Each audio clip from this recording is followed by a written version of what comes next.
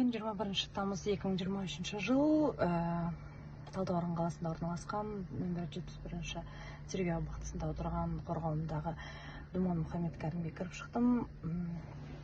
Думан Мұхаммедкәрім осыдан 2 күн бұрын, яғни 19 тамыз 2023 жылы күндізгі сағат 3 шамасында өзінің өміріне қол сұққандығы туралы мәлімдеді.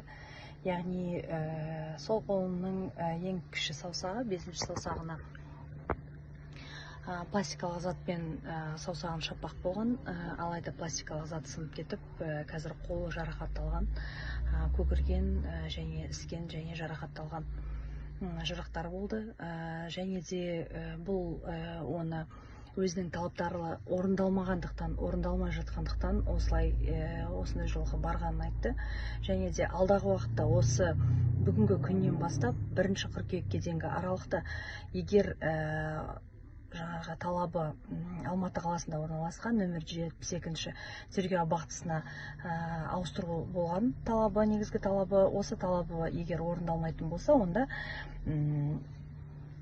1 қыркүйектен бастап аштық жариялайтынын айтты. Және де қандай зат болсын тауып бәрібір саусағын шабатынын айтты.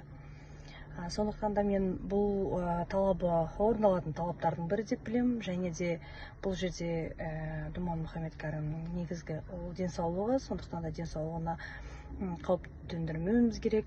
Және де ол талапты тиісті органдар орындауға тиіс деп санаймын. Сонымен қатар бұл талапты қойып отырған себебі ата-анасы зейнеткер жаста болғандықтан Талдықорған қаласына бірнеше шақырымды қайта келіп кетуін, бірнеше шақырым жүретінін ойлап, ол кісілерді уайымдап отыр, алаңдап отыр. Сондықтан да сол кісілерге жақын болсын деп, осы Алматы қаласындағы тергеу абақтысына ауыстыруды сұрайды.